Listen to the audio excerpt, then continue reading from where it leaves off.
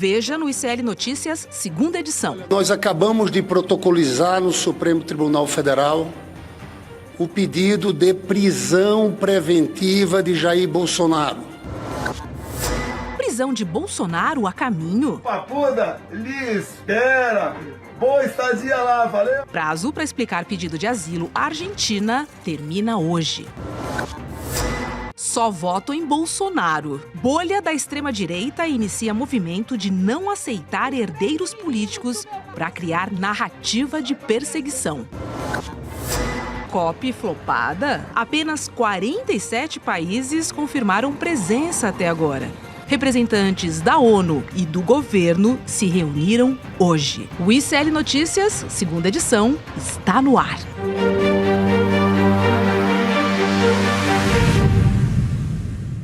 Olá, boa tarde, seja bem-vinda e bem-vindo ao ICL Notícias, segunda edição desta sexta-feira, dia 22 de agosto. Hoje nós vamos ter aqui Chico Sá, Juliano Medeiros, o professor Castro Rocha e também a Cris Serra. E claro que nós vamos falar do prazo da defesa de Jair Bolsonaro, que se encerra daqui a pouquinho. E ele precisa minimamente explicar um documento, com pedido de asilo à Argentina, que foi encontrado pela Polícia Federal. Já com o professor Castro Rocha, nós vamos mostrar um movimento que se iniciou nas redes bolsonaristas de só votar em Jair Bolsonaro. Isso em 2026 e mesmo ele inelegível, não aceitando nenhum outro candidato. E o professor Castro Rocha vai explicar para a gente direitinho o que está por trás deste movimento. Daqui a pouquinho também a Cris Serra vai estar aqui comentando a situação de Gaza, já que a ONU pela primeira vez reconheceu o cenário de fome desde o começo dos ataques de Israel. Bom, vamos lembrar, que o ICL Notícias, segunda edição, ele é transmitido pelo canal A Voz Trabalhadora, pela web rádio São João e também na Rádio Cultural no Rio Grande do Norte. Vou começar dando boa tarde à mesa. Tava com saudades de vocês. Opa, saudade muita. Robes, coisa boa estar de volta aqui contigo. Hoje, dia do folclore. Dia da gente colocar o boitatá, a curupira pra cima daquele povo lá, hein? O saci, a perna cabeluda, aquela do folclore pernambucano. Tá tudo pra trás daquele povo de Brasília ali, hein? E olha que não é nem sexta-feira 13, né? A gente tá enriquecida, Juliano? Boa tarde, Robertinha. Boa tarde, Chico. Boa tarde a toda a nossa audiência. Uma semana que, olha, parecia que não ia acabar, né? Impressionante a quantidade de eventos importantes que a gente teve no Congresso Nacional, os áudios vazados, as revelações da Polícia Federal e o cerco se fechando em torno de Jair e Eduardo Bolsonaro para começo de conversa, porque isso pode pegar ainda outros integrantes da família. É isso, gente. Faltam 3 horas e 1 minuto exatamente. Esse é o prazo que a defesa de Jair Bolsonaro tem para apresentar as razões pelas quais o ex-presidente teria pedido asilo político na Argentina. O documento foi obtido no celular de Bolsonaro, apreendido pela PF após novas diligências. A defesa, obviamente, que negou, ontem que Bolsonaro tenha descumprido as medidas cautelares, mas disse que vai explicar tudo direitinho dentro do prazo estabelecido. E aí, em paralelo, o líder do PT na Câmara, o deputado Lindbergh Farias, ele entrou com uma representação no Supremo pedindo a prisão preventiva de Jair Bolsonaro. A gente lembra, que o julgamento do ex-presidente, ele está se aproximando. A primeira turma do Supremo começa a julgar o núcleo 1, também conhecido como núcleo crucial da trama golpista, no dia 2 de setembro, ou seja, tá chegando. Se a semana que vem já é a outra. Ou seja, tá logo aí, alguma decisão vai acontecer, seja hoje, no final de semana, ou no julgamento que começa no dia 2, Juliano. Pois é, 10 dias hoje, faltando exatamente 10 dias para o início do julgamento do núcleo 1 do golpe. Certamente a defesa do Bolsonaro vai aproveitar essas últimas 3 horas que eles têm, Roberto e Chico, para apresentarem as alegações mais detalhadas possíveis, para lembrar A minuta, embora tenha vindo a público apenas agora, no inquérito da Polícia Federal, a partir da apreensão do celular do Silas Malafaia e também da liberação das conversas que estavam sendo trocadas entre o Jair Bolsonaro e o Eduardo, mas é uma minuta que não é tão recente, né? Ela não foi feita agora, ela foi feita logo depois que o Bolsonaro se hospedou, entre aspas, na Embaixada da Hungria, que foi no Carnaval de 2024. Em março de 2024 foi quando o Bolsonaro passou aquela noite, saiu ele com o travesseirinho lá na Embaixada, foi visto nas câmeras de segurança da Embaixada da Hungria. 2 dias depois seria a data em que foi salvo, não se sabe se ele foi enviado naquele dia, se foi enviado quando exatamente, isso não está claro para a gente, não teve acesso aos detalhes, mas essa minuta foi salva no telefone apenas 2 dias depois dele ter se hospedado na Embaixada da Hungria. Então ele estava, ao mesmo tempo, considerando a hipótese de se refugiar na Embaixada, ao mesmo tempo considerando a hipótese de fugir do país. Então não é uma coisa tão recente, eu não sei quais são os argumentos que a defesa vai usar para poder argumentar, já que 1 ano e meio atrás Bolsonaro estava livre, participando de lives, participando de eventos políticos, atacando o Supremo Tribunal Federal, participando de manifestações. A defesa vai ter que rebolar para encontrar um argumento de por que 1 ano e meio atrás havia no celular do Bolsonaro uma minuta de pedido de asilo. E a defesa já falou, Chico, pensou, mas não executou. É sempre Como de isso, praxe, né? Fumou, mas não tragou. Fumei, mas não traguei. É sempre essa desculpa. Sempre. Vai dizer, eu acho que havia um pacote daquele tipo de minutas. Tinha minuta para golpe, minuta para matar o Lula, minuta para matar o Alckmin, minuta para matar o Xandão. Era só uma minuta, foi só um pensamento só um maldoso. pedacinho de papel. Mas eu lembro que tempos atrás, com o Moro e com o STF referendando, houve prisão por conta de algo pensado nesse tipo, que era o Delcídio Amaral, então senador pelo PT. Ele dá uma dica para o Nestor Cerveró, diretor da Petrobras, exatamente, o do olhinho ali meio baixo, para ele, que tal dar um passeio lá no Paraguai? É só uma brincadeira, mas deu cana. Agora não dá mais cana. 48 horas, vai lá, Bolsonaro, se explica.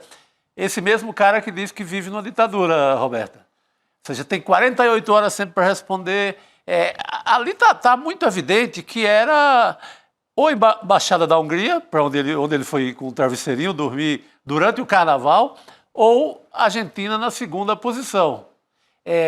Tinha havido, um tempinho antes, aquela batida na casa de Angra dos Reis. Isso. Ele estava ali numa pescaria. Estava com jet ski. Que ele só sabe fazer isso. Esse homem nunca trabalhou na vida. Estava ali numa pescaria, a Polícia Federal pegou os telefones, alguma coisa.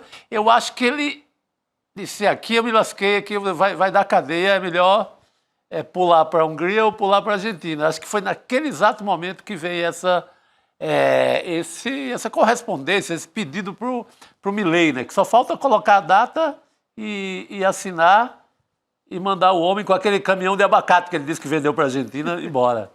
E aí, Juliano, você acha que Xandão vai aceitar Pois é. desculpas de Jair Bolsonaro de novo? Porque já é reincidente, né? Tem tido muita especulação, né, Roberta, Chico, sobre o quanto essa pressão externa exercida em torno das decisões do Alexandre de Moraes impacta na hora dele tomar decisões desse tipo, né? Então, há quem diga que a decisão dele de decretar a prisão preventiva domiciliar gerou mal-estar. A gente sabe que teve um ministro que vazou esse ponto de vista para a imprensa, como que dando um recado para Alexandre de Moraes: da próxima você me avisa quando for prender um ex-presidente da República e tal. Na semana passada também, né, novamente, algumas especulações sobre se o Xandão ia ou não se deixar levar pela pressão que estava sendo exercida no âmbito do Congresso Nacional pelos deputados golpistas, né? A verdade é que até agora o Xandão não deu nenhuma amostra de que está, digamos, emparedado ou se sentindo emparedado por essa pressão externa. Ele tem tomado decisões que nem sempre são unânimes na opinião pública, mesmo entre aqueles mais críticos ao Bolsonaro, tem tomado as decisões tomando por base, em geral, a letra fria da lei, como tem que ser, né? Qualquer tipo de juiz. Agora, neste caso em particular, vamos considerar que o Bolsonaro está em prisão domiciliar preventiva no inquérito que não é o inquérito do golpe, é o inquérito sobre obstrução de justiça do Eduardo Bolsonaro nos Estados Unidos. E, honestamente, eu acho que o Xandão vai pensar 2 vezes antes de decretar essa prisão. Primeiro, porque a minuta é de 1 ano e meio atrás. e o Bolsonaro não fugiu nesse 1 ano e meio. Segundo, porque falta tão pouquinho para a condenação chegar, faltam 10 dias para começar o julgamento. Eu vou botar o cara na papuda por um documento de 1 ano e meio atrás, para ser questionado, para que a minha decisão de daqui 10 dias, que vai ser condená-lo, seja questionada. Um pouco o julgamento. Boa, Roberto. Não, boa observação. Acho que tem um cálculo aí de que dificilmente, mas é isso. Se ele for fazer a interpretação da letra fria da lei, como a gente diz, olha, seria mais do que suficiente, como lembrou o Chico. Mas eu acho assim, tem muita gente que tá com cerveja gelando, champanhe, jurubeba, tem muita coisa na geladeira, mas aguarda um pouquinho, eu acho que tem que segurar para o julgamento. Faz do julgamento uma grande história mesmo, né? Um grande evento jurídico e prende em definitivo com o julgamento final. Não ficar aquele barulho, novos questionamentos à justiça, deixa para evitar também alguma loucura do governo Trump sobre a economia do Brasil, segura para não dar o que falar, prende em definitivo. Não é? Com julgamento, está condenado, agora não tem esperneio, vai para o chilindró. Se eu fosse Xandão, faria exatamente isso que o Chico aguardaria o julgamento. Falou, aguardaria o julgamento. Claro, para a nossa audiência e nós também aqui estamos todos ansiosos para que essa novela termine. E o julgamento e a condenação que deve sair até o dia 12 de setembro, talvez até antes, 8, 9, também não vai levar o Bolsonaro para a prisão no dia seguinte, porque tem recursos, embargos declaratórios, embargos infringentes, embargos do embargo. Isso vai ainda, pelo menos aí, quem sabe, 30, 60 dias depois da condenação. Eu ouvi que pega até o começo de 2026. É possível. Eu acho que é exagero. Muita coisa? Eu acho que até o peru do Natal ele vai comer lá no chilindró. Vai? Eu acho que é por aí. Eu tenho essa mesma vontade nacional de toda a massa, de todo mundo, da nossa audiência e tal. Mas tem bebida lá em casa que ficou choca já, esperando. Ficou para vinho. Quanto mais antigas e mais velhas, fica melhor. Não, se fosse vinho caro, não é o meu caso. Eu sou da bagaceira. Vinho de guarda. Eu sou da bagaceira, então já chocou muita coisa, mas eu espero, eu sou paciente. Vamos nessa, gente, porque além de explicar esse documento, né, de pedido de asilo para a Argentina, temos aí informações de que Jair Bolsonaro recebeu cerca de 44 milhões de reais em suas contas bancárias entre março de 2023 e junho de 2025. Isso aqui apontam os dados da análise da PF juntada ao inquérito sobre as suspeitas de obstrução no julgamento da trama golpista, que levaram ao indiciamento do ex-presidente e do seu filho Eduardo Bolsonaro. De março de 2023 a fevereiro de 2024, o ex-presidente recebeu pouco mais de 30 milhões de reais. Vale lembrar aqui, né, que em 2023, os aliados, eles fizeram uma campanha para arrecadar dinheiro para o Bolsonaro, pagar multas e também advogados, o que gerou aí essa onda de doações de Pix, mais de 1.000, assim, um número astronômico. Acho que daquela conta... Pessoas, 1 milhão, né? Daquele período, só daquela campanha, acho que 17 milhões. Isso. Mas tem essa sobra toda aí para explicar. Né? 17 para 44, quase o dobro. É muito dinheiro para quem não trabalha há muito tempo, né? É muito dinheiro e eu acho que isso aí é mais, para a compreensão popular, é muito mais, é uma pancada mais forte até do que acusado de golpe, contra a democracia. O juridiquês, as pessoas ficam meio confusas. Obstruiu a justiça, o que é isso? Passar a mão nesse pacote de dinheiro aí, todo mundo entende. Pois é, e Juliano, o relatório da PF diz que há suspeitas e indícios de lavagem de dinheiro e outros ilícitos nessas movimentações, porque parece que esse dinheiro também saiu da conta dele, né? Então, passou ali pela conta de Bolsonaro, foi para Michele, foi para Eduardo, para os advogados, enfim. Esse dinheiro foi distribuído também. Pois é, Robertinho, quando a gente pensa no que o Brasil viveu nos últimos anos, né? Quer dizer, todo o estardalhaço que foi feito porque o presidente Lula, junto com a já falecida primeira-dama, né, a Marisa Letícia, iam para um sítio emprestado de um amigo, porque fizeram uma reforma na cozinha do sítio, porque tinha um pedalinho velho num açude, quer dizer, porque visitaram o triplex, que, com todo respeito ao triplex, era uma porcaria de triplex, eram 3 caixotes de 30 metros quadrados empilhados um em cima do outro. Né, uma coisa. Então, assim, o estardalhaço que se gerou em torno daquilo, bens que se comprovou depois que nunca foram do presidente Lula, porque quem ganha aposentadoria de presidente, né, que seja dos 44 mil reais de salário, eu nem sei se é o caso, mas 44, é impossível, você que está me ouvindo, é impossível ganhar 44 mil reais de aposentadoria de presidente, que é o teto constitucional que se paga a um ministro do STF, ao presidente, e amealhar 44 milhões é impossível. E o Bolsonaro não trabalha, não tem empresa no seu nome, não dá palestra, não faz consultoria, como este homem colocou 44 milhões na conta. É muita grana, cara. É muita grana. Então, hoje o COAF, a Polícia Federal, o Banco Central tem todas as condições de descobrir de onde veio esse dinheiro. Quais são os CPFs, porque os PIX são identificados, os valores, né? A matéria de ontem mencionava que dos recursos que foram levantados entre março do ano passado e fevereiro desse ano, 11 meses, 19 milhões, primeiros 19 milhões desse monte de PIX, vieram de 1,2 milhão de PIX. Então, significa que a média dos PIX é de R$20. Dá para rastrear perfeitamente de onde veio. Eu tenho certeza absoluta que alguém que tem 19 milhões na conta, além de ser um escândalo, um absurdo, simbolicamente para um país tão pobre e desigual como o Brasil, vai, ao ser rastreado, vai comprovar relações com setores empresariais, com o que nós chamamos de agrogolpismo, com toda essa rede, né, do setor privado que tem apoiado os bloqueios em rodovias, greve de caminhoneiros, tentativa de golpe de Estado no 8 de janeiro, quebra-quebra em Brasília no 12 de dezembro. Não há dúvida de que para manter uma organização criminosa que fez tanto estrago no Brasil nos últimos anos, tem que ter dinheiro de empresário. Agora, Chico, Bolsonaro tinha dinheiro. A gente está falando aqui de 44 milhões. Podia pedir asilo. Podia ter um jatinho na porta da casa dele. Você acha que ele não fugiu por quê, hein? Porque ele quer infernizar o Brasil até... Sim, eu fico me perguntando, ele tem a ilusão política, de que poderia, inclusive, ser candidato. É nisso também que apostava, por exemplo, a Casa Branca, o Trump, na ilusão do... E eles venderam muito isso. Então, ele apostava numa anistia só para ele, não para aquelas senhoras que quebraram lá o Palácio do Planalto. Ele apostava muito nisso, que seria inclusive o candidato. Tanto que ele até hoje, e vai ser um tema nosso aqui, até hoje ele está com esse papinho de que tem que votar só nele.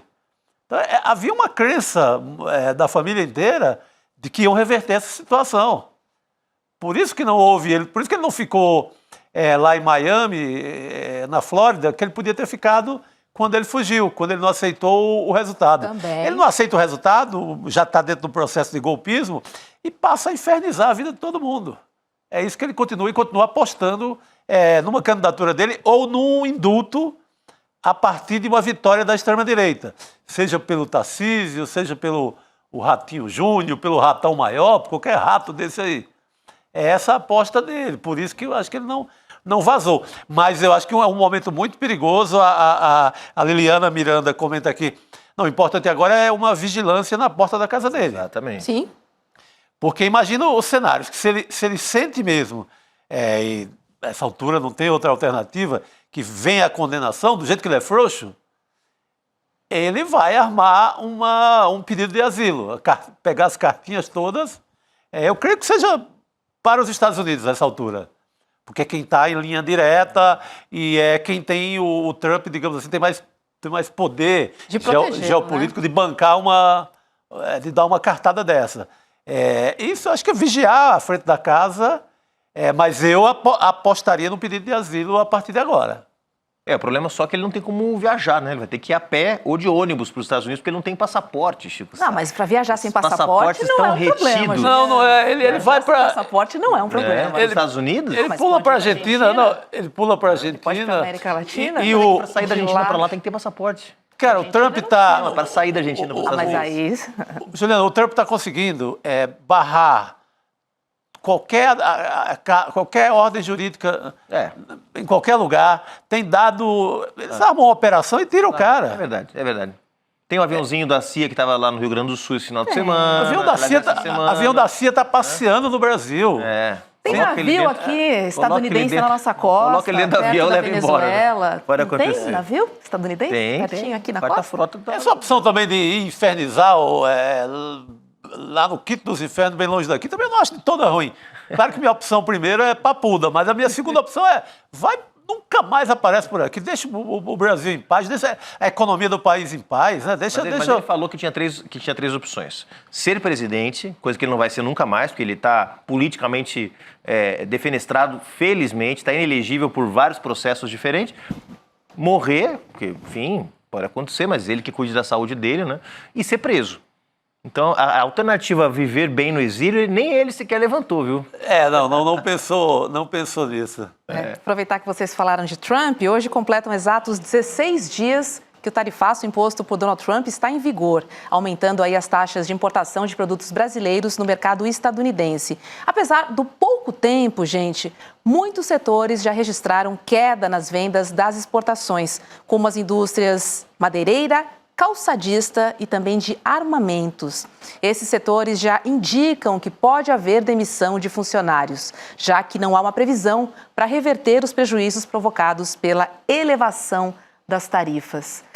E aí, Juliano, a gente recebeu, né, o pacote do governo federal de suporte a essas empresas, mas quando a gente está falando em suporte, a gente está falando de isenção de imposto, ou seja, isso só pode acontecer a médio e longo prazo, minimamente de um ano, reflete no imposto do ano que vem. Demissão de funcionários é algo deste mês, do mês seguinte, no curto prazo, talvez esse pacote não seja suficiente para diminuir o número de demissões nas empresas, né, afetadas. Acho que é importante, Robertinha, para quem estava dizendo que o impacto do tarifaço seria muito baixo, ou que não ia ter desemprego, ou que era quase uma performance do Trump, calma lá. É verdade que o tarifaço não vai arrebentar a economia brasileira, pelo contrário, para trazer até alguns benefícios pontuais, seja mantendo no Brasil, no mercado interno, produtos que, em geral, estão sendo exportados, porque isso é mais conveniente do ponto de vista econômico, as exportações em dólar, seja mesmo permitindo ao Brasil buscar mercados alternativos para desaguar alguns produtos que antes iam para os Estados Unidos. E ainda que se considere que as exportações para os Estados Unidos representem algo como 2% do PIB brasileiro, é inegável que em alguns setores vai haver impacto, né? E mesmo com a lista imensa de exceções que foi divulgada pelo governo dos Estados Unidos, alguns setores vão ser impactados. A resposta do governo, Roberto, acho que é uma resposta possível. O governo oferece linha de crédito, ou seja, peguem dinheiro a juros subsidiados para que com isso vocês possam manter a folha de pagamentos, né, no azul. Ou a gente promete aqui para vocês, para quem tiver prejuízo nas exportações, para quem tiver o mercado dos Estados Unidos fechado, a gente oferece aqui a possibilidade de uma isenção tributária no ano seguinte. O problema é que tem as empresas que tem margem para fazer isso, são aquelas que têm que ter algum caixa, tem que ser empresas grandes, né? E há empresas de médio porte que exportam também, não é só... Porque a gente fala de exportação, a gente imagina a Gerdau, imagina a JBS, né? Grandes indústrias, mas há empresas de médio porte, por exemplo, no ramo da madeira, que é um dos ramos que estão sendo bastante afetados, calçados também, há empresas de médio porte. Então, é inegável que o que o Eduardo Bolsonaro está fazendo, com a cumplicidade do pai, com a cumplicidade do Malafaia, com a cumplicidade do PL, vai trazer prejuízo para o Brasil. Né? Acho que o governo está fazendo o que é possível nesse momento, com as restrições orçamentárias que tem, né? Porque senão teria que pedir para o Centrão liberar crédito extraordinário, vai votar, aí é mais não sei quantos bilhões de emenda que tem que liberar para o Centrão poder votar. A vida é dura num governo que não tem maioria no Congresso. Mas nesse momento acho que o governo está fazendo o possível, mas volto a frisar. Mostra que o que o Eduardo Bolsonaro está fazendo não é só uma palhaçada, não é só uma performance, traz prejuízos concretos e reais para o país. Sacrificando o país para salvar o papai. Salvar uma cabeça, o pai. Isso. Não, e tem muitos trabalhadores, por exemplo, na área de pescados, no Ceará, o Ceará é um dos estados mais atingidos, porque tem essa área toda, camarão, lagosta, tudo, quase tudo vai para os Estados Unidos. Só coisa gostosa, né? Só coisa boa e gostosa, principalmente o camarão de Acaraú, o melhor do mundo. Ai, que delícia. Aí veja só, você tem assim, milhares de pescadores que vendem para pequenas empresas, que as pequenas empresas se juntam, às vezes em cooperativa, vendem para o exportador. Você deixa um rastro de prejuízo naqueles pescadores que não estão indo para o mar agora, por conta desse infeliz, dessa família, do Eduardo Bolsonaro, Paulo Figueiredo, todos esses filhos da mãe que estão provocando, estão deixando pai de família em casa sem direito a ir ao mar com sua jangada para pescar com com seu material ali de pesca, por conta de salvar a cabeça de um irresponsável, né, de um golpista como Jair Bolsonaro. Então, o estrago é grande. Eu pegaria balaios de peixe podre e jogaria na frente da casa dele em Brasília. Faria alguma performance, alguma coisa que demonstrasse a revolta direta contra essa família. Está saindo muito barato com eles. Tá muito. Agora, Juliano, você acha que os apoiadores percebem esse tipo de manipulação do Eduardo Bolsonaro em favor de Jair e contra o Brasil? Ou você acha que essa situação não muda em nada? Infelizmente, Robertinha, infelizmente o que as pesquisas estão mostrando, né? As pesquisas dos últimos 10 dias, Quest, Datafolha, Atlas, foram muitas pesquisas que foram feitas nos últimos dias, né? Não só sobre a avaliação do governo do presidente Lula, mas também sobre a responsabilidade sobre o tarifaço, a postura dos governadores, né? E é impressionante, nós temos um núcleo que não é daquele núcleo dos 15% bolsonaristas futebol clube, mas que chega a 35% que avaliam que a culpa do tarifaço não é da família Bolsonaro, mas é do presidente Lula, ou é do governo brasileiro, ou é das declarações que o presidente deu na reunião dos BRICS. Ou seja, é um ódio tão grande ao governo do presidente Lula, é um desprezo tão grande ao Brasil, que faz com que o sujeito, com um questionário de uma pesquisa diante dele, com um pesquisador de desses institutos de pesquisa, perguntado, você acha que a responsabilidade pelo tarifaço é de quem? E ele, tendo ali o nome Eduardo Bolsonaro no questionário, responde Lula. Ou seja, isso é um bloqueio em relação à realidade ou um cinismo, né? Há uma parte desses apoiadores que, sem dúvida nenhuma, está, digamos assim, raptado por uma visão de mundo um pouco fora da realidade. A expressão é essa, estão raptados, estão no outro mundo. Acho que essa parte aí, eu acho que ali na casa dos 20%, entre 15% e 20%, acho que não muda nada. Nem esfregando esse peixe podre que eu acabei de falar agora na cara, dizendo que é prejuízo da família Bolsonaro, nem mostrando o áudio da família confessando isso. Um vídeo falando eu fiz, talvez faça. Eu fiz. Mudarem de opinião. Aí eu acho que essa legião vai demorar muito, mas um dia volta para a realidade. Não tá com aí também seria demais. Porque a narrativa ela não é só o tarifaço. Vamos lembrar aqui também, né? Quer dizer, o cara quando vê o Eduardo Bolsonaro falando nos seus vídeos, se for necessário, vou queimar a floresta, essa foi a expressão que ele usou, né? Quero acabar com tudo. Ou seja, queimar a floresta é queimar o Brasil, gente. É arrebentar com a nossa economia. Não vão conseguir, porque o tarifaço não vai ter esse efeito sobre a economia brasileira, que é uma economia que está se mostrando forte, resiliente e com boas opções para driblar, digamos, o principal impacto do tarifaço. Mas quando ele fala isso, ele diz, estou queimando o Brasil. E estou queimando o Brasil porque há uma mudança do regime na cabeça deles, do regime democrático para uma ditadura. E os apoiadores do Bolsonaro compram essa leitura da realidade, de que o Brasil já está vivendo quase que uma ditadura, né, comunista, então, portanto, vale tudo. Então, realmente é um universo paralelo, né, não se conecta com a realidade mais. Agora, é interessante a gente falar, né, numa porcentagem entre 17% e 35%, porque também nos traz um choque de realidade sobre o capital político que ainda existe, como ele ainda é forte. Existe. No bolsonarismo, assim, né? Bem 35% é um número considerável, Juliano. Tá aí. Não é à toa que você tá uma guerra, uma gincana miserável para pegar esse voto. Isso explica Tarcísio, Zema, o Ratinho Júnior, que eu falei, todo mundo, o próprio Eduardo Bolsonaro, que se avorava a ser candidato também, todo mundo disputando ali. Vamos ver quem vai ser mais estúpido, quem vai conseguir parecer mais com o Bolsonaro para dar esse voto. Porque também se for jogando assim, com um discurso meio sensato, não pega esse voto, não. Esse voto tem que fazer igual o Zema. O Zema, eu acho que está fazendo um jogo bem feito. Assim, está sendo... Eu não sei, aliás, fica até uma dúvida. Eu não sei se ele é tão estúpido ou se é um teatro. Uhum. Porque ele está dizendo, colocando Renato Russo junto com Justiça Tributária ao contrário, Bolsa Família. Ele está fazendo uma confusão muito bolsonarista. Por isso que eu acho que ele está bem cotado nessa disputa. Ele está fazendo de idiota no sentido grego de idiota, aquele deslocado de qualquer realidade, completamente alienado. Ele está fazendo um papel perfeito do ponto de vista teatral, para pegar esse voto. O Tarcísio é mais sonso, não faz um teatro tão grande.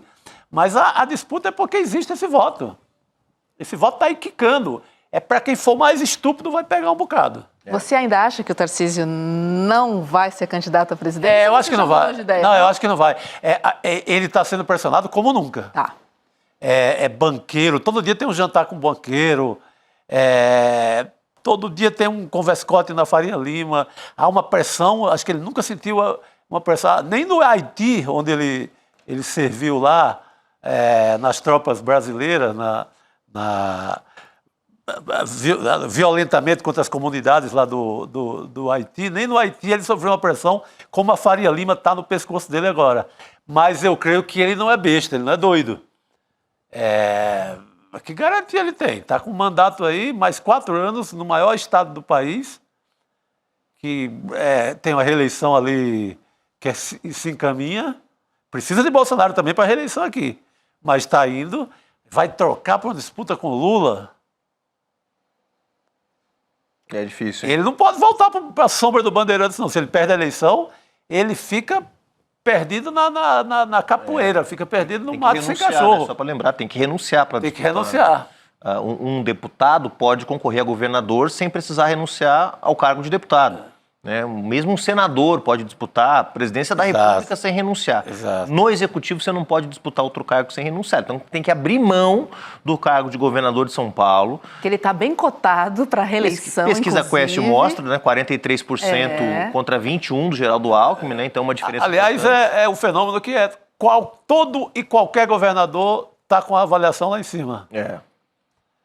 Porque eu fiquei dizendo, será que o Tarcísio? Não é bem o Tarcísio. Você pega o Jerônimo na Bahia, está na mesma faixa, Ratinho Júnior está até acima. Até assim, um governo que é mal visto pela população, como a Raquel Lira em Pernambuco, tem 53% de aprovação. Então, é um fenômeno meio que governo, eu aprovo. Entendi. Nos estados. Sabe por quê, Chico? Porque o país está bem. Exatamente. O país está bem e uma parte não aceita atribuir esse bom momento do país ao presidente Lula. Boa. E acaba atribuindo ao governador. Muito por aí. Isso principalmente nos estados mais do sul e do sudeste, onde a avaliação do presidente Lula é mais baixa. Daqui a pouquinho eu vou convidar o deputado Lindbergh Farias para participar aqui conosco do segunda edição. Mas antes eu quero trazer um recado, porque a cartilha do autoritarismo está em curso no Brasil e os sinais estão por toda parte. Se nada for feito, gente, corremos o risco de uma catástrofe democrática sem precedentes. E aqui no ICL, você sabe, a gente enfrenta os ataques à democracia com conhecimento, com saber, com estratégia. Por isso, nós preparamos uma aula histórica e inédita aqui no Brasil com um dos maiores especialistas em democracia do mundo.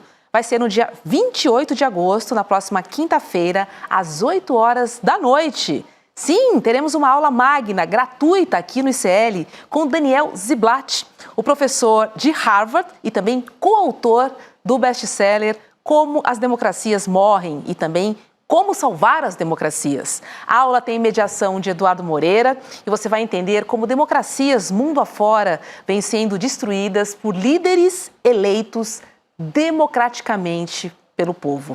Líderes estes que manipulam as instituições, atacam a imprensa, questionam as urnas e normalizam a violência como estratégia política, né? Sem dizer do uso da fé. Então, garanta a sua vaga agora. Não deixe para depois, tá? Corre lá em icln2.com.br, icln2.com.br.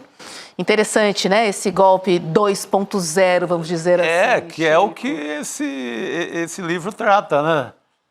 Não é mais, não é mais só...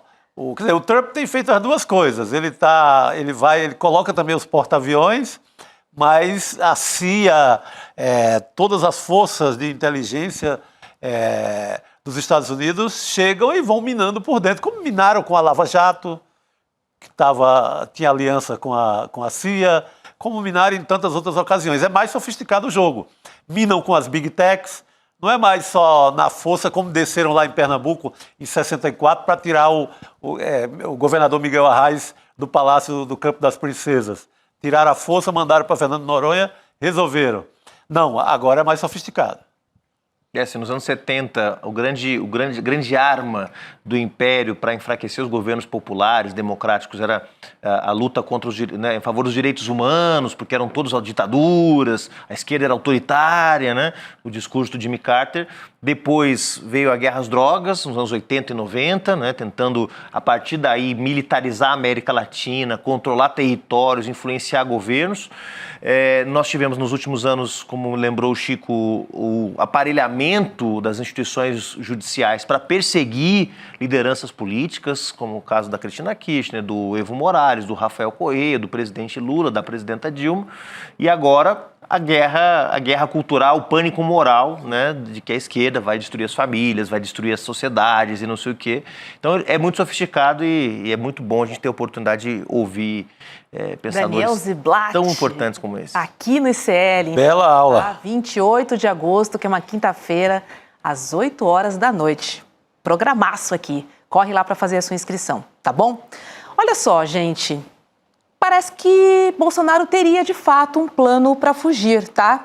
É o que denunciou hoje o líder do PT na Câmara, o deputado Lindbergh Farias, ao entrar com uma representação no Supremo pedindo a prisão preventiva do ex-presidente.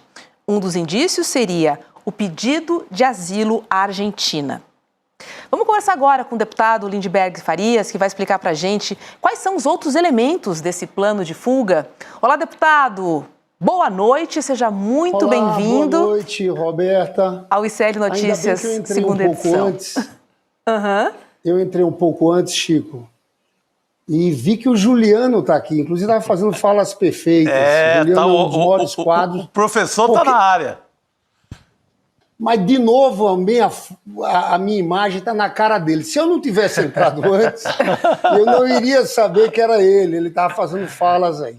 Deixa eu falar uma coisa para vocês. A situação aqui é séria. Conte. Eu hoje fiz uma denúncia, Juliano. Denúncia. A gente aqui tem acesso a muita informação. A gente conversa com jornalistas. A gente conversa com órgãos de inteligência. Conversa com as pessoas. E eu confesso a vocês que eu fiquei assustado e me senti no dever de fazer uma denúncia pública e de comunicar às autoridades de um plano no entorno de Jair Bolsonaro de fuga. O plano é o seguinte, e eu liguei para todas as autoridades contando essa história e entramos com um novo pedido de prisão preventiva de Jair Bolsonaro. Qual é o plano? E a distância da casa dele para a embaixada norte-americana é de 10 minutos. 10 minutos. O que é que ele pensa, que ele trabalhava? Ele entrar na embaixada dos Estados Unidos, só isso. Sim. Entrou na embaixada dos Estados Unidos, aí depois se pede o asilo político. Isso aqui é muito grave. Eu fiz questão de falar, porque sabendo de uma coisa como essa, tive informações de gente que a gente não é qualquer pessoa que tem acesso à inteligência. E entrei com isso, colocando hoje um pedido de prisão preventiva dele. Por que hoje?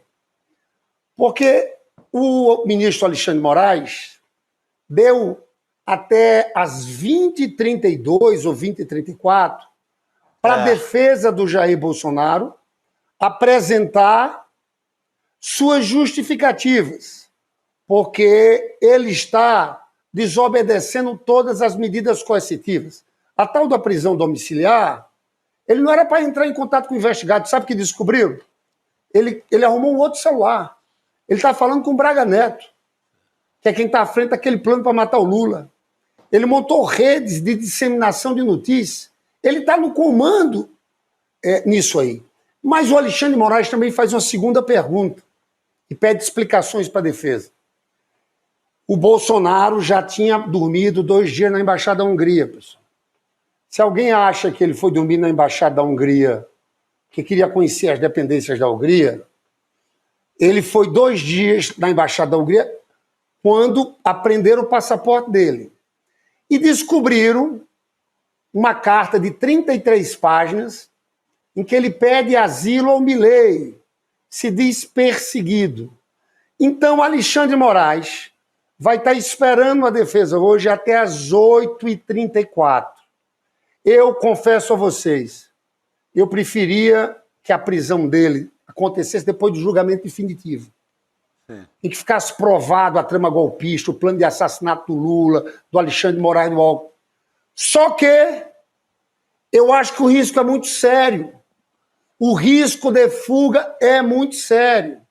Então, quero dizer a vocês que a noite aqui vai ser tensa, e eu estou aqui em Brasília, porque hoje o Alexandre de Moraes pode decidir hoje, pode mandar para a PGR, mas vai ter a defesa. Não sei se vocês sabem, já tem uma cela pronta na Polícia Federal para o Bolsonaro. A Polícia Federal teve que trabalhar, porque se houver a prisão preventiva hoje, não podia ser uma coisa sem organização. Diz que já tem uma sala, que tem banheiro, que está tudo organizado. Nós estamos aqui com especial cuidado dessa possibilidade de fuga. A gente entrou por outros motivos, eu não quero me alongar, a gente depois fala aí. Porque hoje, vamos lá, o que é que impede ele de fugir? Ele tem uma tornozeleira eletrônica, tá lá no pé dele.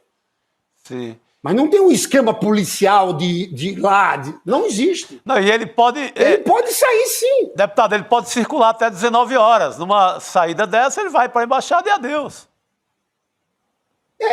Pode ir hoje à noite, cara. Se quiser, pode ir. Se ele estiver preocupado, pode ir hoje à noite. Não existe nenhum operativo especial de proteção dele ali. Isso é muito grave. O que é que vocês acham que aconteceria se ele batesse na embaixada? Ele entraria. Sim. A gente está vendo aqui uma conspiração envolvendo Estados Unidos, tarifas, sanções, faria um discurso de vítima, depois pediria asilo político, ficaria fazendo live lá dentro, atacando as instituições. Então, é uma situação que eu chamo a atenção, que é muito grave. Eu mandei esse pedido de prisão novamente para o ministro Alexandre de Moraes. A minha argumentação é, além dele ter desconsiderado todas as medidas cautelares, em cima de 2 pontos. Possibilidade de fuga e um outro e terceiro ponto. Chico, Juliano, Roberto, queria que vocês comentassem sobre isso. Gente, esse pessoal não para de escalar. Essa turma, se não houver prisão preventiva, você tem alguma dúvida que do período do julgamento, eles já depredaram a Polícia Federal, teve 8 de janeiro, bomba em aeroporto, toda essa ação de tarifas. O que é que vocês acham que vai acontecer aqui no Congresso na próxima semana, quando começar o julgamento? Eles vão tentar tudo de novo. Eles vão escalar. É tudo ou nada. Então, veja, é preciso ter um julgamento com tranquilidade, mas é preciso que as instituições coloquem um alerta de alarme máximo, porque nós vamos enfrentar, podem se preparar, um período de crise e de tentativa de desestabilização institucional por parte deles. Deputado, você falou do Congresso também, que há esse risco. Muito também por conta de não ter havido nenhuma punição, né? O Hugo Mota, ele ensaiou, mas não houve nenhuma punição. Então, nada faz a gente crer que não seja repetido aquela mesma operação de botar pé na frente do presidente do Congresso, de interditar a mesa e parar tudo, né? Olha, deixa eu te contar aqui. O Paulo Figueiredo, aquele sujeito que acompanha o Eduardo Bolsonaro lá em tudo, ontem fez um Twitter dizendo que é dever dos deputados aqui invadir novamente a mesa na próxima semana. Sim.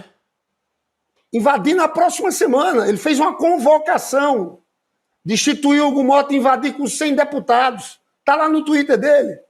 Esse Paulo Figueiredo, esse Eduardo Bolsonaro e Jair Bolsonaro, eles são comandantes disso tudo.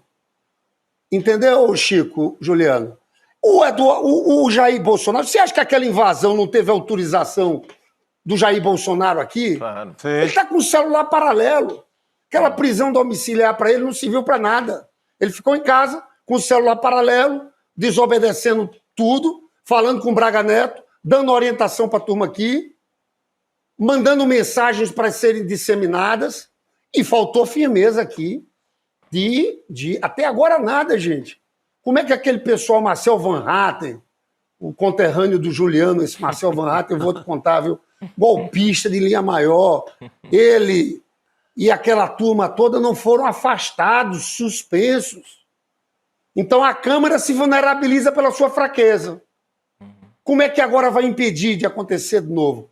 Claro. Se não nada for feito, nós vamos entrar num período tenso da história a partir do dia 2. Vai ter repetição disso, aquilo, mas não só aqui. Vai ter muita confusão que eles vão tentar armar no país, que o método deles é esse. É um golpe continuado. Claro. Eles não vão parar. Lindbergh, boa noite, prazer falar contigo mais uma vez.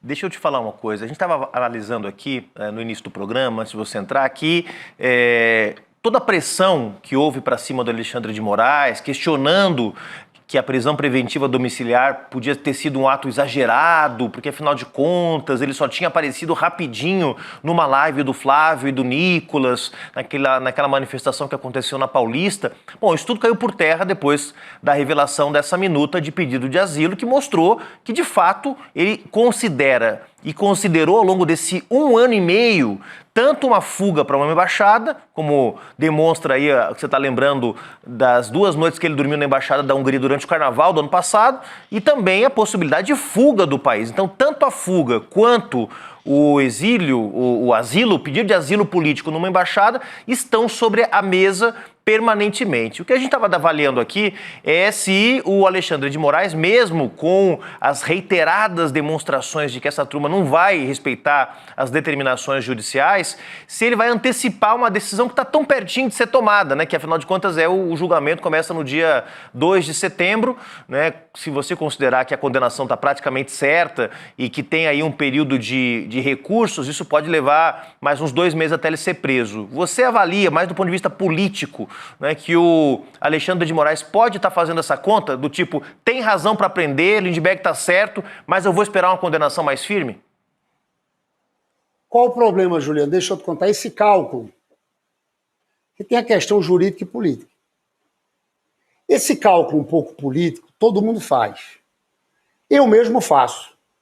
Eu te confesso, pode ter gente que discorda de mim.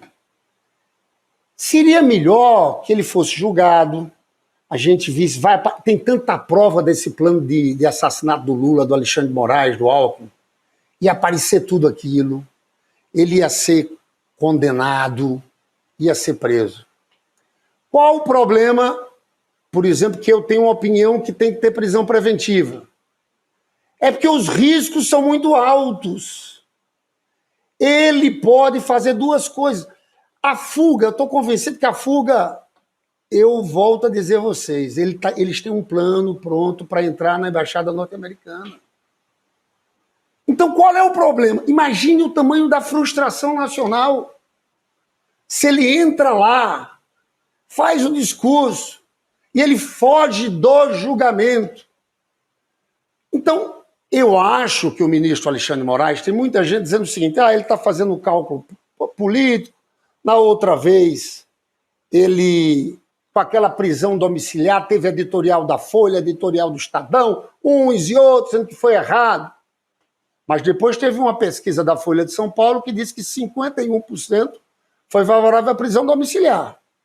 Mas se eu tenho essas informações, vocês não acham que o ministro Alexandre de Moraes, que conduz isso com muita força, que está por dentro de cada detalhe de toda essa trama golpista, você acha que ele não teme realmente essa possibilidade de fuga, que seria entrar na embaixada, é mais fácil que fugir? Sim. É óbvio que a embaixada norte-americana é o caminho, Chico. Sim. O cara dormiu na Hungria 2 dias. Alguém desconsidera a relação deles com o governo do Trump? E os Estados Unidos é muito maior, né, Lindbergh? A embaixada dos Estados Unidos é muito maior que a da Hungria, né? Quem conhece Brasília sabe, né? Então eu juro a vocês uma coisa. Eu estou aqui em Brasília. Esse final de semana eu não fui, minhas filhas vieram do Rio para cá. Vão dar 6h20 da noite. Eu vou dizer uma coisa para vocês. Eu tenho preocupação com o dia de hoje.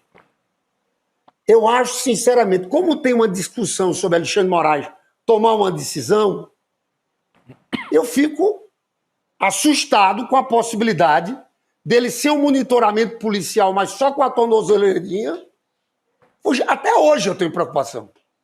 Eu acho que é uma coisa urgente. Entendeu? Então, talvez o ministro Alexandre de Moraes não tenha esse tempo todo que as pessoas digam, poxa, falta pouco tempo, vai começar no dia 2 o julgamento, claro que alguém pode pedir vistas, é muita instabilidade, é muita coisa, e a gente não pode perder que esse julgamento aconteça. Então, esse drama que eu estou dizendo assim, que eu fico preocupado com o dia de hoje, vocês acham que o ministro Alexandre de Moraes também não fica? Claro. Então, para mim, é uma incógnita. Pode acontecer qualquer coisa hoje. O Alexandre de Moraes, ele viu a capacidade de desobediência do réu, do Bolsonaro. Ele desobedeceu tudo. Ele pega novo telefone, liga para o Braga Neto, ele não obedece. E um cara abastecido com muito dinheiro também. A gente não pode desconsiderar essa grana revelada agora. Alguém que acumulou 44 milhões no espaço de menos de 2 anos. Então, alguém que conta com... Pegue as comunicações da embaixada norte-americana, são comunicações que citam o nome dele. Assim, abrindo as portas para o Jair Bolsonaro. Aquilo é mais do que um convite. Claro. Então, o risco é real. Eu estou contigo nessa, deputado. O risco é real. Uma aliança... E essa aliança com os norte-americanos, você sabe que o Juliano estava feito uma fala, falou do Plano Colômbia. É o seguinte, os Estados Unidos, eu estou convencido, tem um plano de recolonização da América Latina. Você vê o jeito do Trump, do Bolsonaro, se dirigindo ao advogado do Trump. É uma política de colaboração. Você sabe, Juliano, que é um caso de traição nacional típica. Nunca na história do Brasil, uma organização política, nem os integralistas de Plínio Salgado, nem na época da ditadura, vestiram tanto a camisa de um país e se posicionaram tanto contra os interesses nacionais brasileiros. Eu fiquei vendo a fala desse Tarcísio, esse cara não tem condições de ser presidente da República. Ele quer tem que fazer um agrado para o Trump, um favor para o Trump, num momento como esse. Então, veja, eu chamo a atenção para vocês. É um plano eu acho que o que eles estão querendo entregar é o Brasil. É quase um plano de recolonização do governo norte-americano com eles. Não por acaso, Juliano, não sei se vocês viram, que o governo norte-americano fez também carga contra o Uribe. Sim. O Uribe era, na verdade, o grande homem dos Estados Unidos aqui na América Latina, Claro. com o Plano Colômbia. Então a gente está vivendo um momento que isso tem tudo a ver. É um governo, na história, os traidores da pátria. Eles tiveram a coragem de chamar o Celso Amorim, esses bolsonaristas, ontem, aqui na Câmara. Eu fui lá e disse para eles, eu quero entender a inteligência de vocês. O que é que vocês... Qual é a sofisticação desse chamado? Eles falavam do Hamas, eles falavam da guerra da Ucrânia e fugiam do Brasil. E eu olhei para eles e disse o seguinte, olha, o que vocês estão fazendo aqui é traição nacional. Eu estou com um projeto do crime de alta traição nacional. São 40 anos de prisão. Muita gente diz que é muito rígido. Aí eu comecei a ver como era tratado isso nos Estados Unidos. Vários estados norte-americanos, traição nacional... É pelotão de fuzilamento. Porque o que esses caras estão fazendo aqui é uma loucura. O prejuízo do Eduardo Bolsonaro ao Brasil já são mais de 40 bilhões. E agora ameaçando bancos.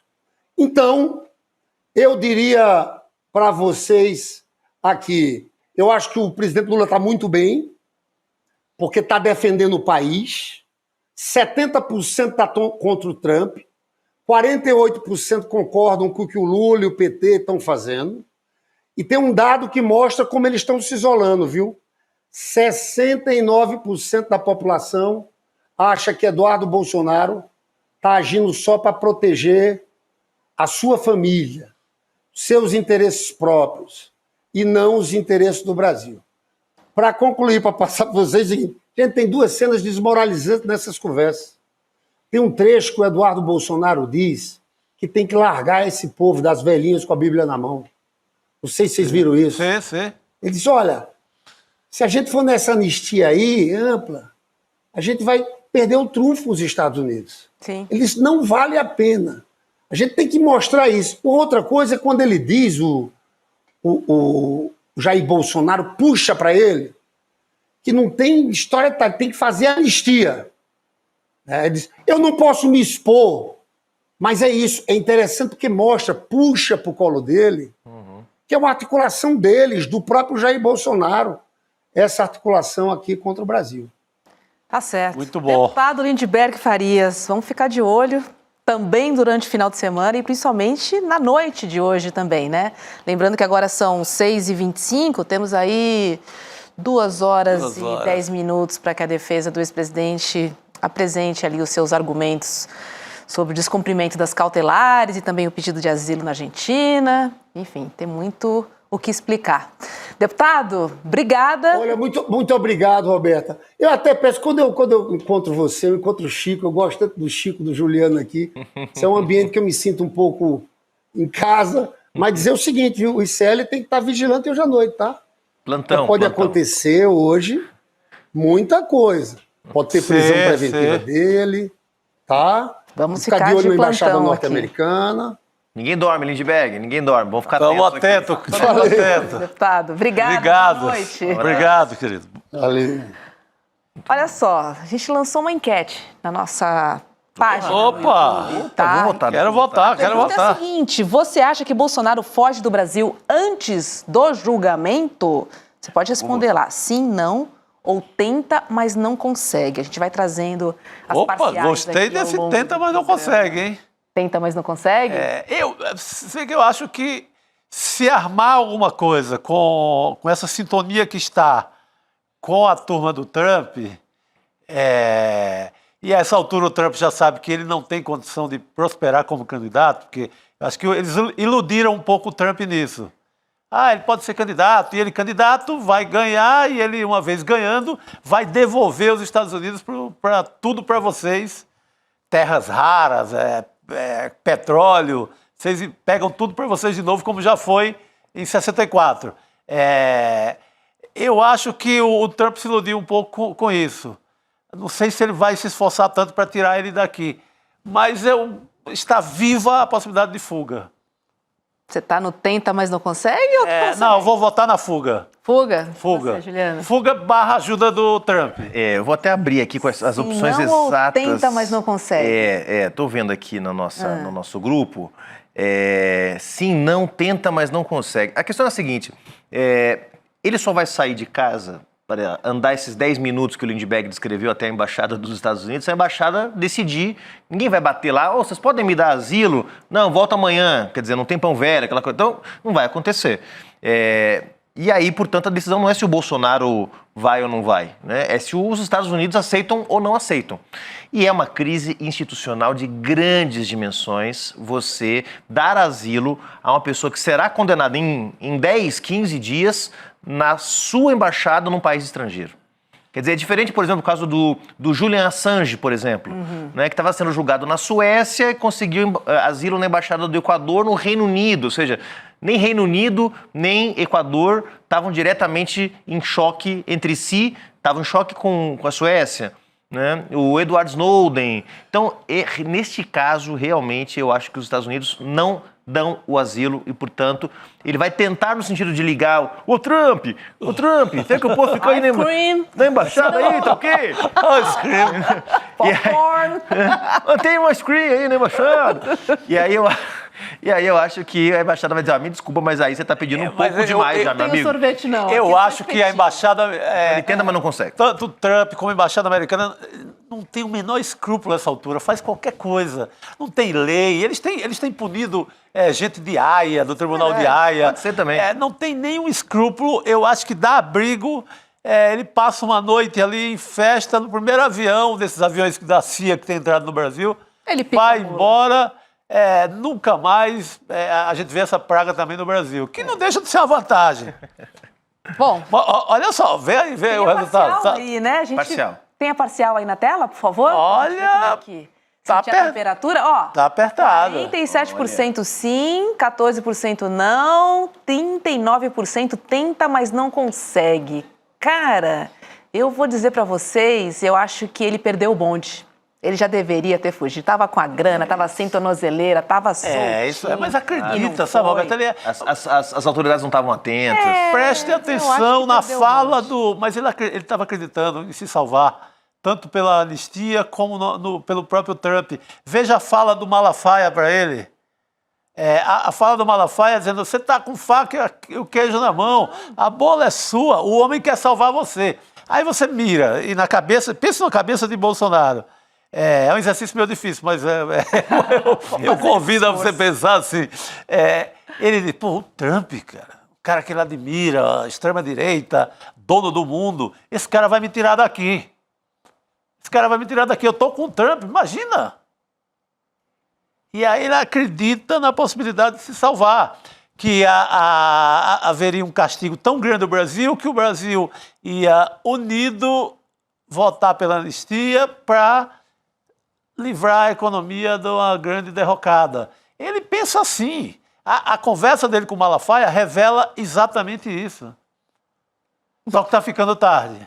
O fato é que nessa semana a Polícia Federal indiciou Eduardo e Jair Bolsonaro por coação na ação penal do golpe. E aí, no inquérito que foi tornado público, é possível ouvir uma série de áudios, né, e ler os prints que mostram a forma carinhosamente violenta, digamos assim, com que a família Bolsonaro se trata, né, com trocas de xingamentos e críticas bem abertas.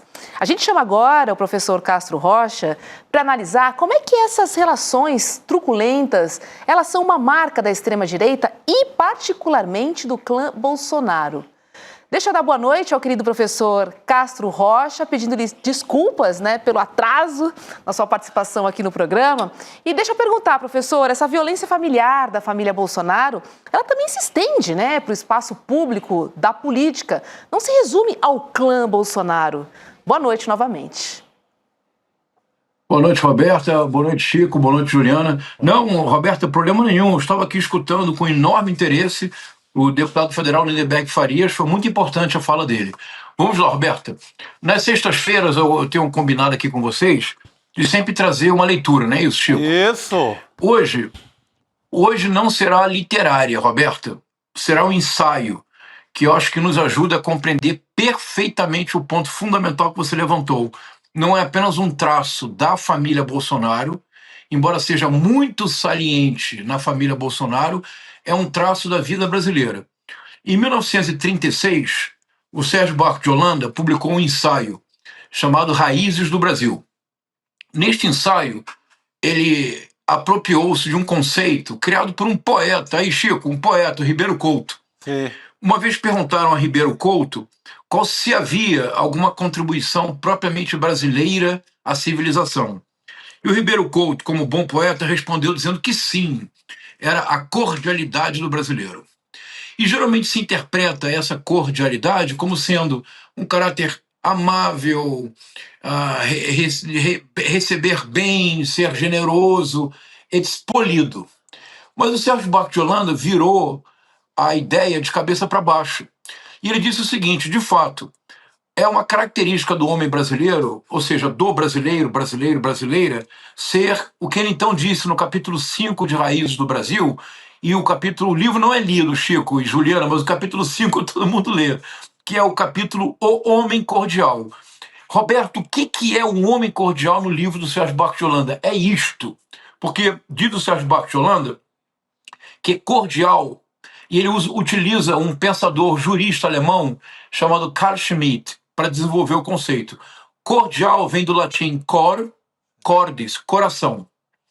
O homem cordial é aquele que age movido pelo afeto. E você agora, Roberto, reconhecerá toda a extrema-direita brasileira. Ele age movido pelo afeto. Mas o afeto que move o homem cordial é uma balança contraditória o tempo todo.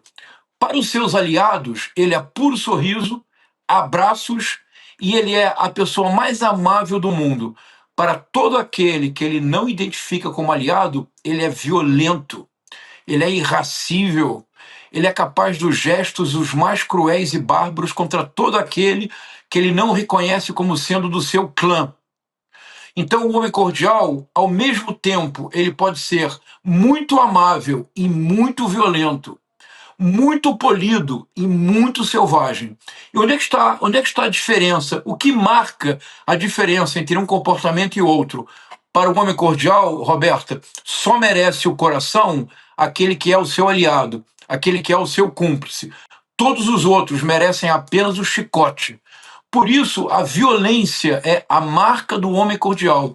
A violência para todo aquele que não seja espelho. Roberta, isto é ou não é um retrato acabado de Bolsonaro? Total. Muito, muito. Vi aqui, ó, na minha frente. Se materializou, professor. Boa. Perfeitamente. É isso. Deixa eu aproveitar e trazer uma outra notícia, professor, que a gente quer ouvir o senhor. É sobre uma campanha que tem acontecido silenciosamente nas redes sociais da extrema-direita e foi percebida pelo senhor. Se trata de um movimento chamado Eu Só Voto em Bolsonaro e que não reconhece nenhum outro candidato que possa herdar os votos desse campo. A ideia seria endossar que há uma perseguição política em curso no Brasil provocada por Alexandre de Moraes e pelo STF. O problema, professor, é que tem muito político de olho nos votos bolsonaristas e também de olho na prisão do Bolsonaro, para poder reivindicar aí os votos da extrema-direita. O campo está todo bagunçado, né? E olha que interessante, Roberto, olha que coincidência feliz. Eu propus que nós conversássemos sobre esse tema e o que o deputado Lindbergh Farias acabou de falar reforça o que eu proporei agora como uma hipótese. A hipótese é a seguinte, Roberta. Chico, Juliano, até uns 2 meses atrás, nós chegamos à conclusão, nós todos juntos conversando, de que o verdadeiro plano da extrema-direita para 2026 não era mais a presidência da República. Que a presidência da República poderia ser um bônus se houvesse algum contratempo no governo Lula em 2025. Mas que o verdadeiro projeto da extrema-direita era apostar todas as fichas na conquista do Senado, para que, em 2030, quando houvesse a possibilidade da extrema-direita disputar a presidência, o judiciário já estivesse manietado. Porque em todos os países do mundo em que a extrema-direita venceu uma eleição e depois se perpetuou no poder, o primeiro passo foi controlar o judiciário. E o golpe bolsonarista falhou porque eles não conseguiram controlar o judiciário. Então, e nesse projeto, houve uma entrevista do Flávio Bolsonaro muito forte, totalmente golpista, absurdamente golpista, que o Flávio Bolsonaro dizia que o pai dele apoiaria o candidato que se comprometesse não só em indultar o ex-presidente Bolsonaro, mas, se fosse necessário, a enfrentar com força o Supremo Tribunal Federal se o STF não autorizasse o indulto ao Bolsonaro. Vocês se recordam disso, não é? Era o projeto. O Bolsonaro apoiaria um candidato à presidência se ele assumisse o compromisso do indulto. Roberto, Juliano, Chico, para toda a audiência, eu quero propor, a partir dessa minha imersão nas redes sociais bolsonaristas, que o plano mudou. E o plano mudou de uma forma assustadora. E essa forma assustadora tem tudo a ver com o projeto de lei que o deputado Lindbergh Farias anunciou que pretende propor. Como é que o plano mudou? Roberto, me acompanhe. Assim. E aí vocês verão que todos os aparentes desabafos e falta de sentido das mensagens do Eduardo Bolsonaro fazem perfeito sentido. Vamos lá. Em que o plano mudou? Há mais ou menos 72 horas principiou a campanha Só Voto no Bolsonaro.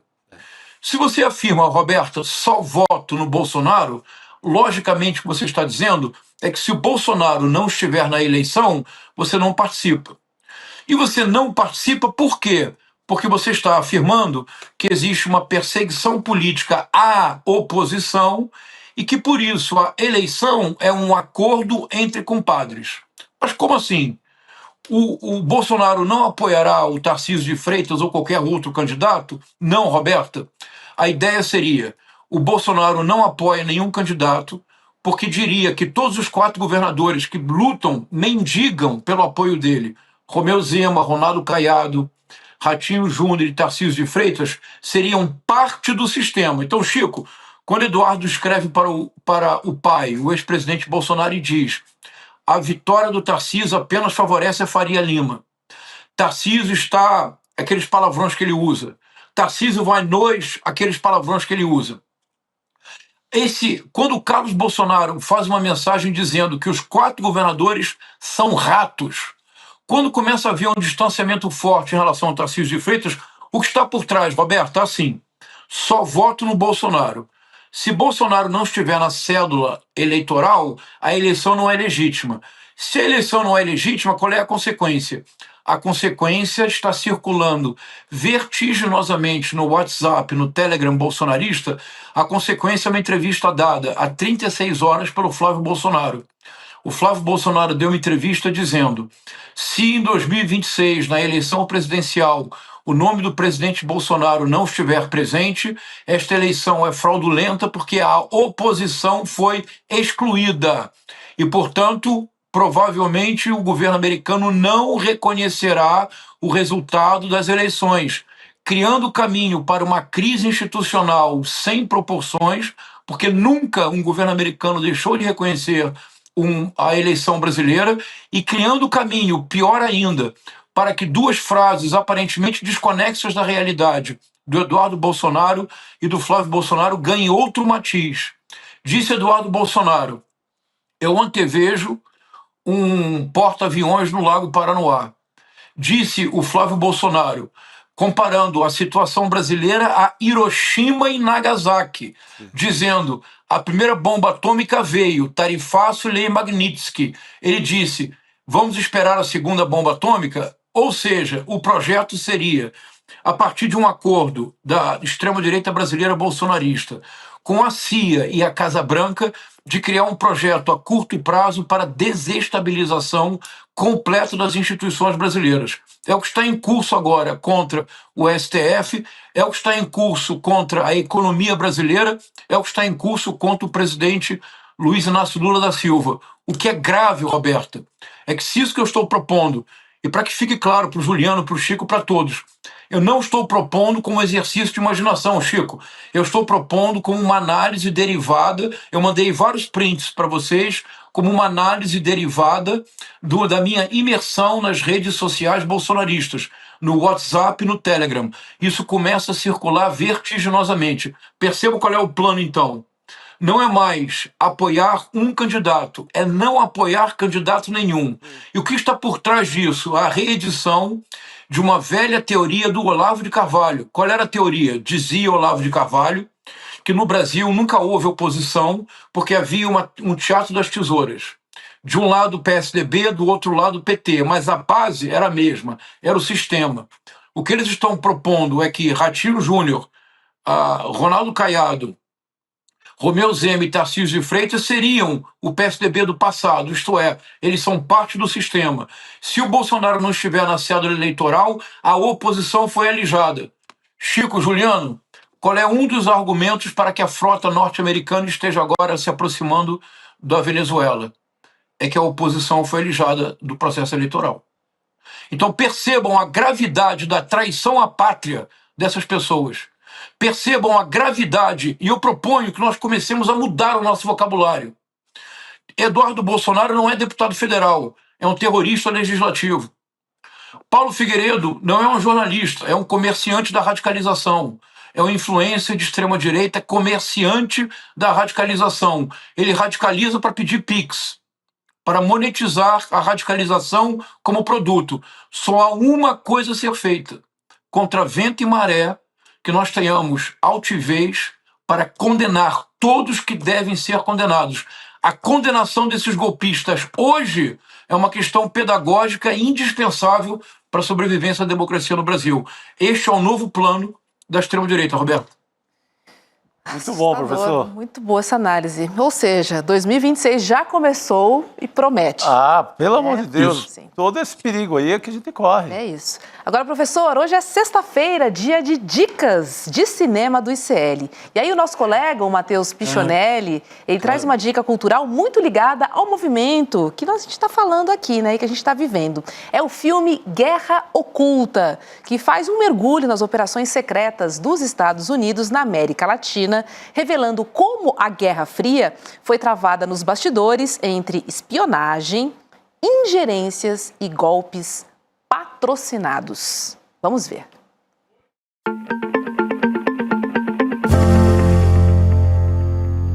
Para uma guerra acontecer, o invasor não precisa apenas de um inimigo e de uma ameaça. Ele precisa convencer um país inteiro de que existe um inimigo e existe uma ameaça. Para isso, a propaganda é uma das principais armas de guerra desde que o mundo é mundo.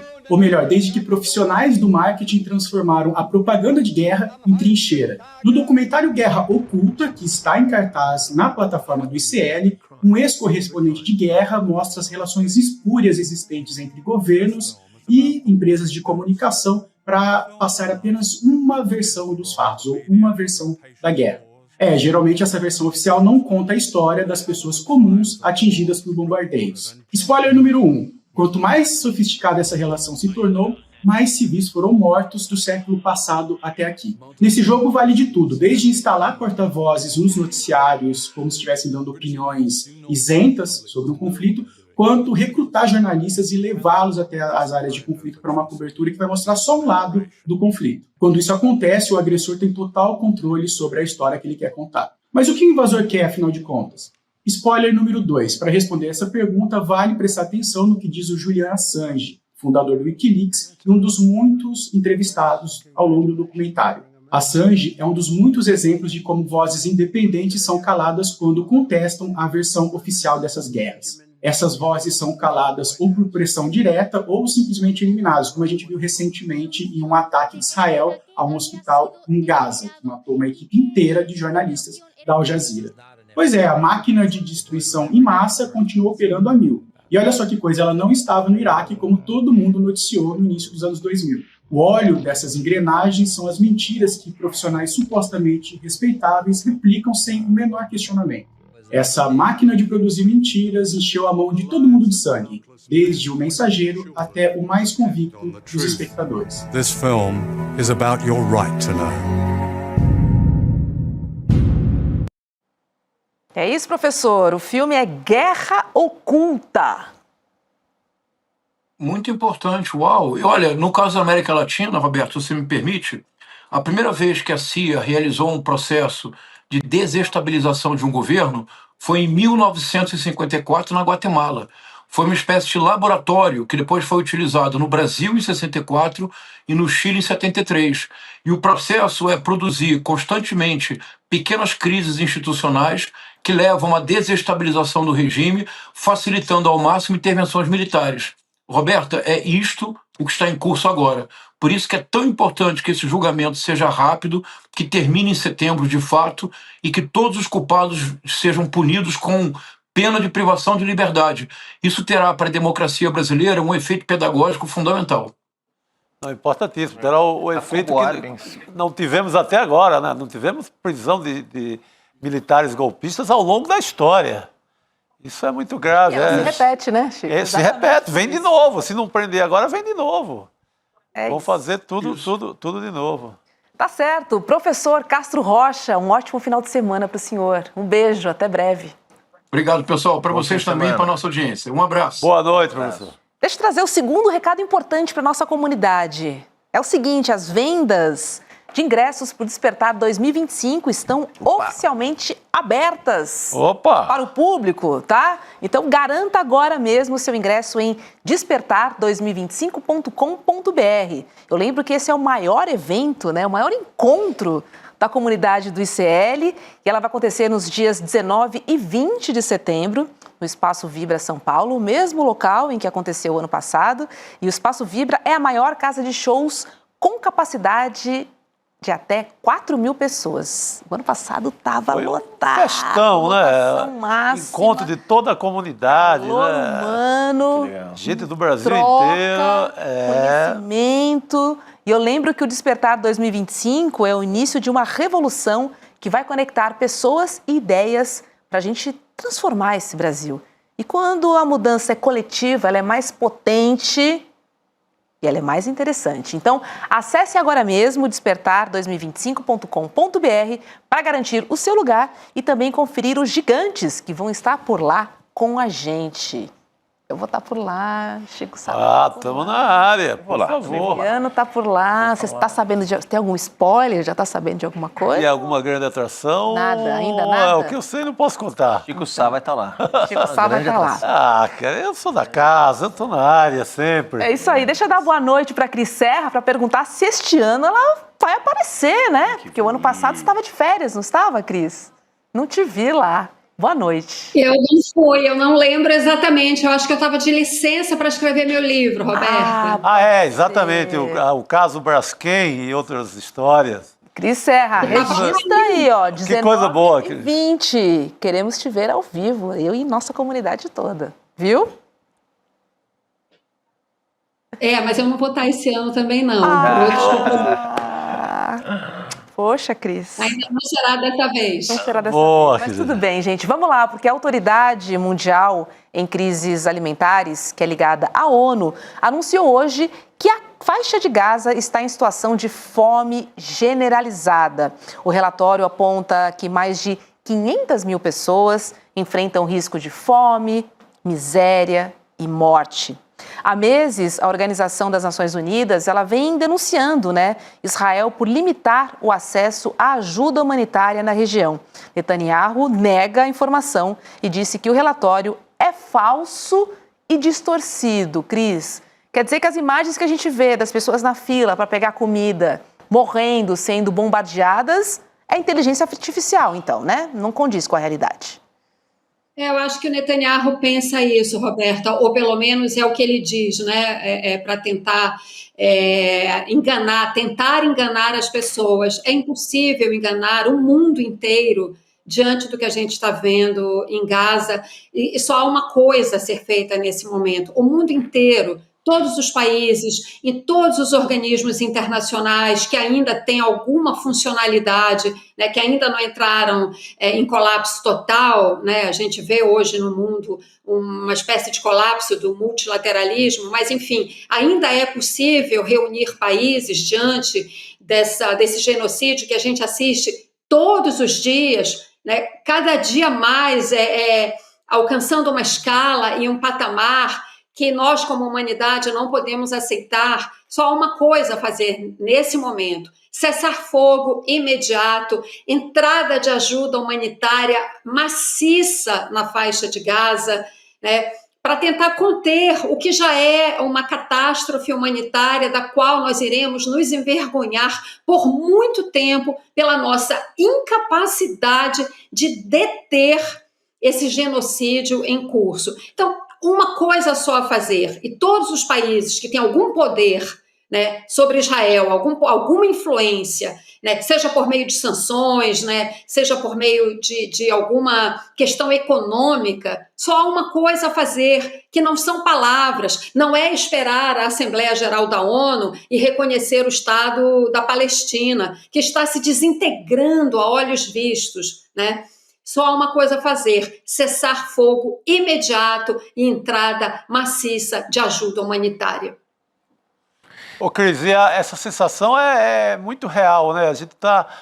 hoje eu via no El País, assim, um editorial dizendo: será que a humanidade vai deixar passar isso e ninguém vai parar Israel? Parece que não, né, Cris? Parece que ninguém vai parar Israel. Parece que não, Chico, é exatamente isso, sabe? Ao contrário, a crise humanitária só aumenta em escala, em intensidade, em atrocidades, As imagens que a gente vê de crianças desnutridas, esqueléticas, como a gente viu quando o mundo descobriu os campos de concentração da Alemanha, dos nazistas, e como a gente viu algumas décadas atrás, durante uma fome, uma crise de fome na África, algumas décadas atrás.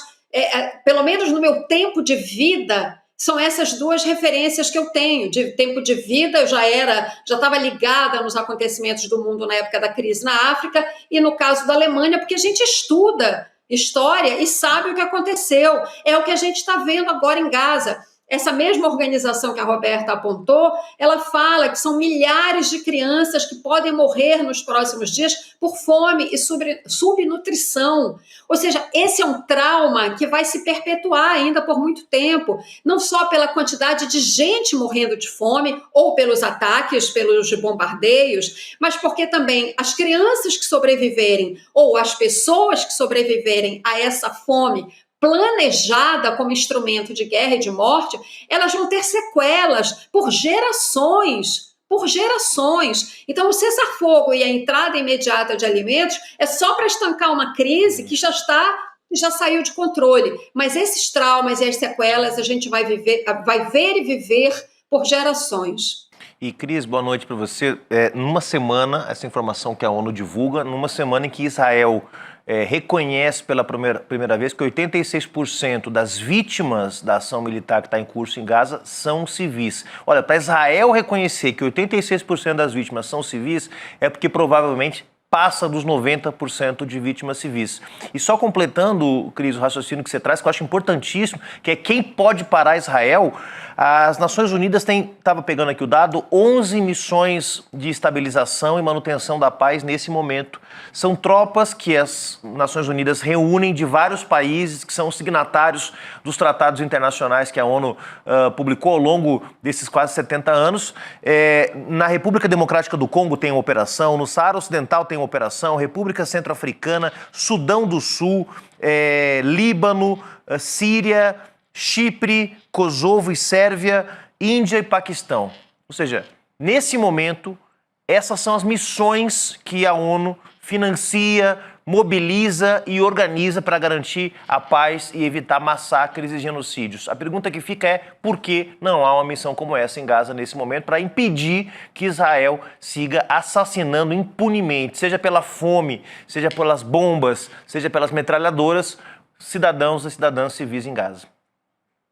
Exatamente, essa pergunta que fica, né? Porque essa relação que você traz mostra o seguinte: quando querem se mobilizar, tem recursos para isso. Então, a questão lá da invasão na faixa de Gaza é uma questão política, claro, né? É como se o mundo estivesse rendido diante de Israel. Israel, claro, e seu principal aliado, os Estados Unidos, né? Na verdade, a dificuldade, me parece, dos países agirem, né, é por causa dessa aliança indissolúvel Israel-Estados Unidos. E aí fica a pergunta também, até quando a gente vai assistir a esse morticínio, a esse genocídio? É uma coisa indecente, ultrajante para a humanidade.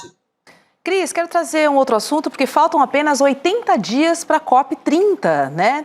Só que diante da crise de hospedagem em Belém, apenas 47 dos 196 países participantes confirmaram presença. Hoje, representantes do governo e da ONU se reuniram para discutir a crise. O Brasil rejeitou a proposta de subsidiar a hospedagem para países menos desenvolvidos. No começo do mês, o presidente da COP, o André Correia do Lago, admitiu o problema de hospedagem e disse que os preços estavam em torno de 10 vezes acima do normal. Tá bastante caro ir para a COP, hein, Cris? Roberta, tá caro, tá difícil, de fato. Existe uma crise que o governo, a presidência da COP e o governo brasileiro, obviamente, tentam administrar. Existe um foco de tensão, que é o preço da hospedagem.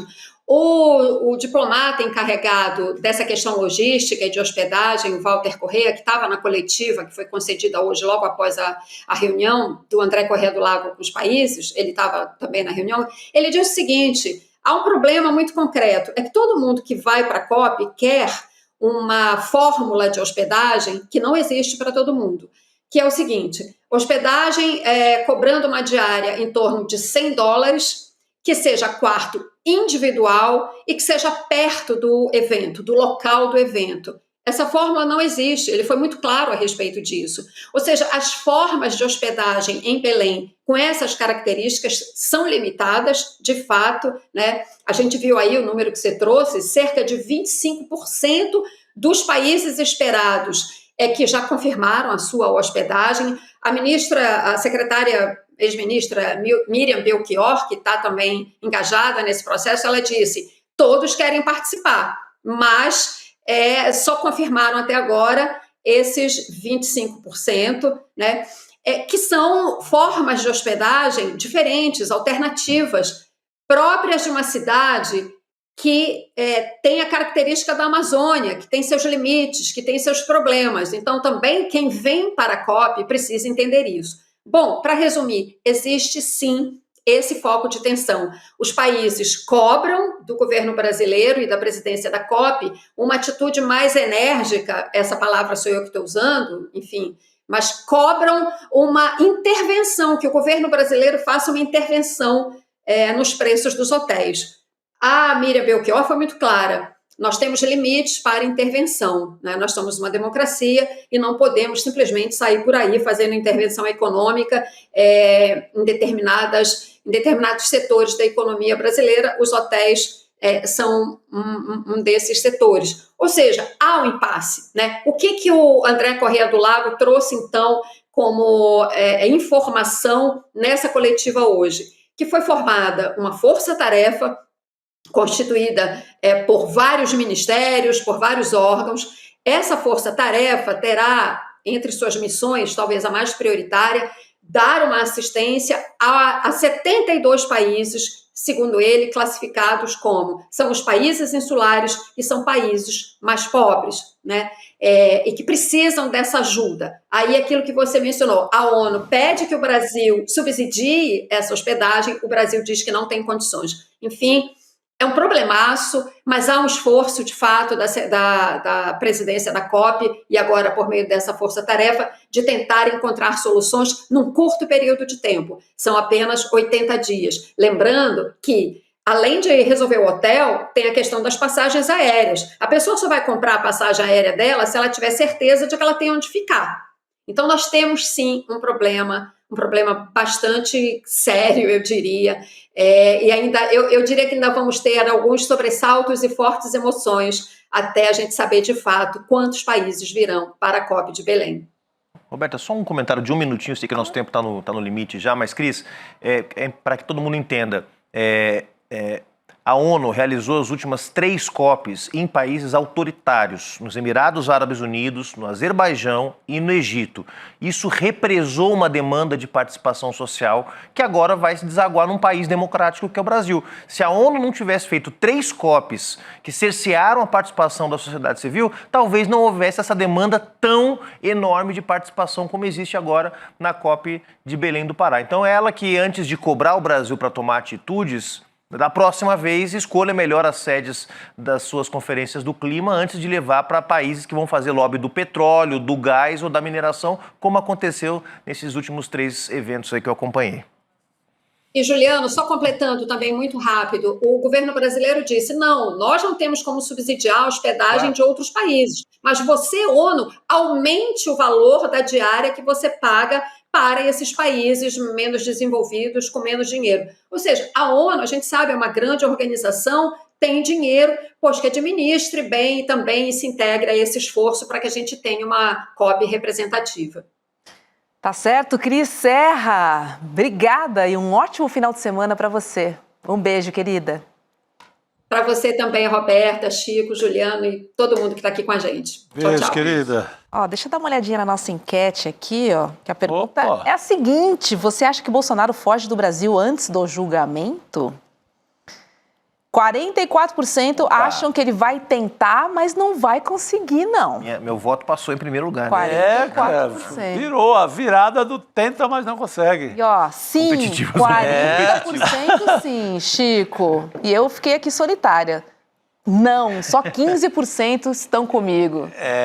Nós estamos ali no quarentão. Você tá no quarentão. Perdemos por pouco. Perdemos por pouco. Interessante a gente sentir essa E alguma notícia das 20h34 ou ainda nada, né? Ainda Não tem que ficar até as 20h34 hoje aqui, ao vivo? Tem que ficar. Cara, vamos estar ali no metrô. É só ligar que eu volto pra cá com o maior prazer. 34, né? 20h34 é o prazo que ele tem para entregar e a gente vai ficar esperando a resposta. Em caso de... Tem que ler, né? Tem que ler a resposta. Tem que ler. Em caso de prisão, eu volto correndo. Vai varar a É só chamar. aqui o plantão do ICL nessa sexta-feira, dia 22 de agosto. O fato é que estamos de olho, né? Vamos aguardar aí, porque, de acordo com o Lindbergh, daqui até o julgamento, nós teremos aí um período, digamos assim... Deixa eu ver o melhor adjetivo aqui para essa semana que antecede o julgamento. Alta expectativa.